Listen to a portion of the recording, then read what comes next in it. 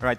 Ladies and gentlemen, at Darwin Circle, we're always trying to bring together visionaries that, through the application of new technologies, are attempting to change the world. Our next speaker is doing exactly that by applying blockchain technology, an invention which has been called the greatest one since the internet. They are going to deliver positive social, economic, and environmental impact through this new technology. Yeah, our next speaker is really amazing. The World Economic Forum selected her company, Everledger. Have you ever heard of Everledger? I don't think so. No? Not really? But the World Economic Forum selected the company, her company, Everledger, as one of 60 companies whose technology will be world-changing. She's Everledger's founder and CEO, and we are really proud that she's here with us today. So a big applause for Miss Leanne Kemp. But you have to open the door. Yeah. You have to make applause. Be loud that she hears us. Leanne, you're actually on stage right now. That's your applause. You're on stage right now. That's your applause. Yeah.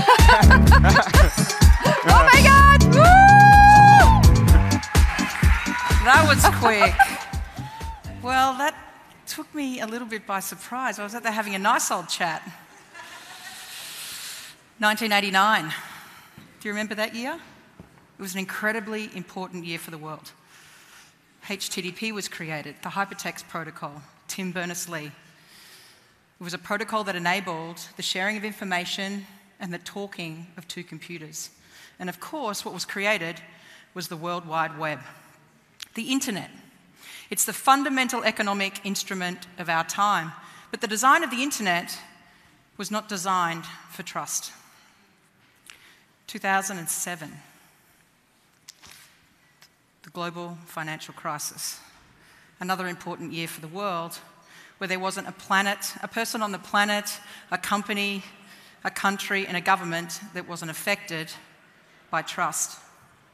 And 2008, on the horizon of the global financial crisis, was this crazy person called Satoshi Nakamoto. He created this protocol called Bitcoin, a cryptocurrency that enabled the transactional sharing of value. And we wind forward to 2015, and then there was Everledger. The company I started to bring transparency to the once opaque, to use blockchain in a way that was never thought of before. How could we take diamonds and connect them from a physical world to a digital world and track it through its entire life cycle so that consumers could take a full consciousness mind decision on where their items come from? And wind forward today, I'm standing in front of you with 2.2 million diamonds on the chain, and we've connected the majority of the industry together, and as of 2 weeks ago, we're in the hands of consumers in retail outlets around the world. So I'm going to peel back the curtain to let you see the Everledger journey. Firstly, let's start with the supply chain. Diamonds. It's a pretty nascent technology in 2014, so we chose a niche market. It just happened to be a bloody big niche. Diamonds are mined every year at about $15 billion. Rocks are extracted from the ground. And as they transcend across the supply chain in geographical locations, when they hit the middle tier of the market where they're cut and polished, it's about 47 billion. And then, of course, they go into the retail network not set in a diamond ring. It's $80 billion. It's a rock. It gets cut and polished. Feel it. And as I started to see and understand the challenges within the industry, it's a 500-year-old industry, I thought to myself, we can build a platform here that's never been seen before. In commerce, we rely upon the internet to trade and to communicate. We have platforms of procurement, SAP and Ariba, to connect buyers and sellers. We have social media platforms to connect people on the planet. But more so than ever, we, your children, even probably your parents, are asking important questions. Where did it come from? Where is it now? Who owns it? And what impact has it had by the time it's gotten to me? So we built a platform of provenance to address not only the challenges of the diamond industry, but also of other items of value: diamonds, coloured gemstones, wine, watches, art and jewellery. This is what we did. We created relationships with the major certificate houses around the world in India, Israel, Antwerp and China, where they grade and certify all of the diamonds. Now, not only do we capture the 4 C's of the diamond, we take 40 metadata points of that diamond. We take all of that information and we place it onto the blockchain. We now have a digital thumbprint of that diamond. We now know where diamonds are being sold and resold online in open marketplaces such as Amazon and eBay. We work with insurance companies on fraudulent claims, with banks to help the diamond industry finance a part of that marketplace. And of course, we've built a platform and an application so that consumers have a full consciousness mind decision about the diamond that they're purchasing. We also work with Interpol and Europol on diamonds that cross borders and enter into black markets and help to reduce fraudulent activity. When we started, we had 280,000 diamonds, and today, as I mentioned, 2.2 million. We did a pretty good job in just no short of 3 years. But as I've begun to say, and have been chanting about this for a while, blockchain alone will not solve for physical supply chains and commodity. It has to be combined with a number of other interesting technologies to enable that to happen. And so we combine blockchain, smart contracts, machine vision, some AI, and non-destructive technologies such as resonant ultrasound and spectrography to be able to take the identity of that diamond. So just to be able to take an RFID tag or a serialized number and put that on the side of an item is not enough to enable the true identity and trust. So we look at the item at a forensic level. We take microdot tracking with 3D mapping of internal features of the diamond, and of course we also look at the durability, the stress within the diamond itself.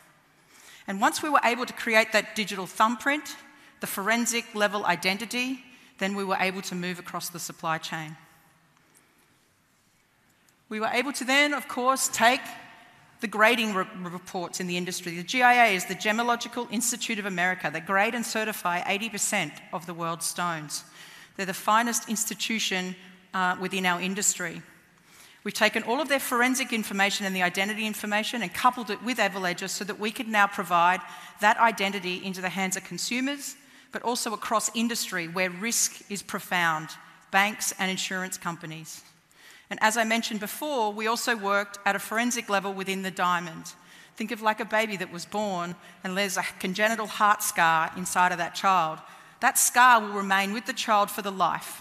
So too will a stress map within a diamond. As it's formed within the crust of the earth, that stress mapping is unique, and we match that as a part of our blockchain records. We then, of course, run through a diamond time lapse as we capture this information. It runs from the origin of the stone, and if it was mined in Russia, it runs across into, say, Surat in India, where about 90% of the world's diamonds are cut and polished. There's a process of laser cutting where a diamond is actually planned and put onto a laser cut machine, and then it will run into its process of polishing, and then it will be finally set in a diamond ring. More importantly is the environmental impact. The diamond industry has survived in both the light and day of trade. It has had good things to say, and of course there's the infamous Blood Diamond movie with Leonardo DiCaprio. But more so than ever, we're starting to see our industry understand what it means to have sustainability. Not only just within the core of their workforce to understand the importance of labour and a zero tolerance for child labour, but to also enhance their physical manufacturing facilities in India. One of our clients is working in a brand new green factory. Solar panels on the roof, water is completely recycled, CO2 emissions is measured across the cutting desk of every single diamond, and that building is connected live to Everledger. We're able to now be able to not just only show that data to consumers, but also to the major luxury goods companies, where really trust was just a brand that was hung on the front door. Now that trust and that brand can be given with real attributable data.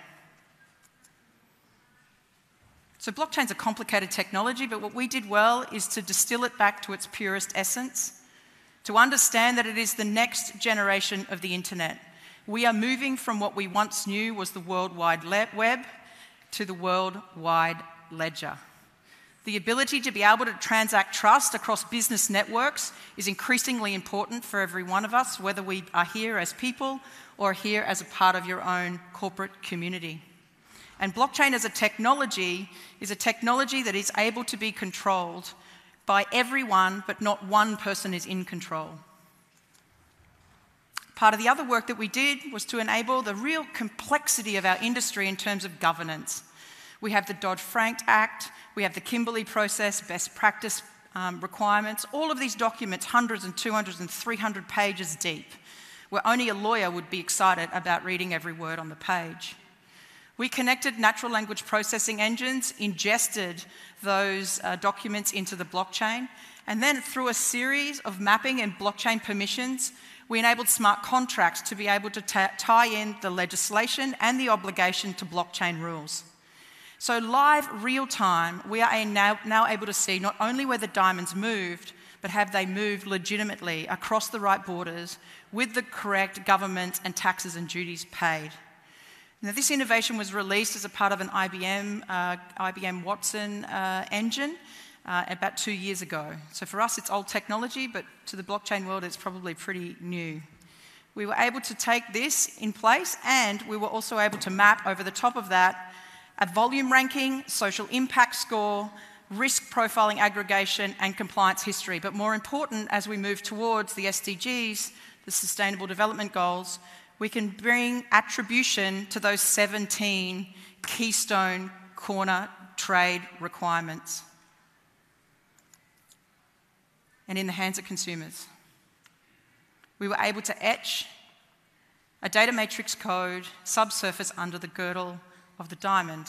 And what you will be able to see as a consumer is on your iPhone, Android or Apple, an application and to read that diamond. This application is live in market with Chow Tai Fook, who's the largest diamond retailer in the world. 2,500 retail outlets, mainland China and Hong Kong. We have retail outlets in the US, Australia, New Zealand, and soon to be Canada, and fast following is the UK. The Brits are always a little bit slow. So let me show you the end state of what a consumer sees. Welcome to the Diamond Provenance Platform. This platform was designed to capture important information about the provenance of your diamond or jewellery piece. Each piece stored in your jewellery box gathers the history of its journey. By selecting an element of your diamond or jewellery piece, you can explore its journey. Discover the diamond time-lapse of your diamond. This is the lifetime journey of the transformation of your diamond from its origin to a finished, polished diamond, ready to be set into jewellery. The platform stores information including shape, clarity, colour and the carat. The platform acquires data throughout the process of your diamond's journey, including its origin from rough diamond, planning the diamond shape, the laser cutting, the polishing, the diamond's measurement, and documents. Discover the jewellery journey. This is the story of the setting, including a complete history of the materials used to create the finished piece, where the piece was created, the custom design, CAD design and modelling, making the wax model, the cast and casting of the piece, and all the fabrication carried out in the workshop. Complete details of the creation of the jewellery piece are recorded on the platform. This holds all the designs, video, photography, drawings, documents, certificates, and all other important data. You can add moments with your ring along the way to create personal provenance to the journey. The receipt and warranty are also stored on the platform in your personalised account. You can transfer ownership of the pieces in your account by sending reports and certification. The platform allows manufacturers to enter data in real time. Retailers can enter details about the jewellery pieces, such as store location and warranty information. Customers can view the entire provenance of a piece by logging in with their credentials. Now you can know the journey and provenance of your diamond. The diamond has approximately 12 touch points across its supply chain, and each of the participants hosts its own node, and each of those datas are either connected by way of physical machines. Think of Everledger as Intel inside, no different to what Intel did in terms of the chips that powered Dell and Microsoft computing. We were able to bring that to the market relatively quickly, and our vision goes well beyond diamonds. We started working with emeralds, rubies, and sapphires, and we care about Mother Earth's assets, the finite mineral extractions that happen here. It was this year we were awarded 2018 Tech Pioneer for the World Economic Forum, and it wasn't on the background of the work that we did for diamonds. What I did is to challenge myself. What is the most greatest, potentially conflicted supply chain in the world that we have not yet seen? Something that will go beyond my tenure as the CEO and the founder of this company. Batteries. Stored energy, whether it be the phone that's in your hand, the laptop, whether it's the solar panels that are on the roof, it all needs to be stored in some type of stored energy procedure. And as we start to think about what that might mean to our natural resources, cobalt, lithium, the supply chain and demand curves are completely inverse, and it's going to cause some of the greatest conflicts we will potentially see in human history. And it's literally on our doorstep. And the work that we rethought is, how do we rethink supply chains completely? Could Apple be the largest metal supplier to the diamond and jewelry industry? Could we take every one of those mobile phones that I have 3 or 4 a year because I either drop it and smash it or lose it and forget where I put it, or I simply get attracted by yet again another iPhone X release? Could I actually extract all of those metals and minerals and repurpose them back into a supply chain? And that's the work, the vision, the future vision beyond diamonds. So just as Amazon started with books, we started with diamonds, and our vision is clearly so much bigger. Thank you very much.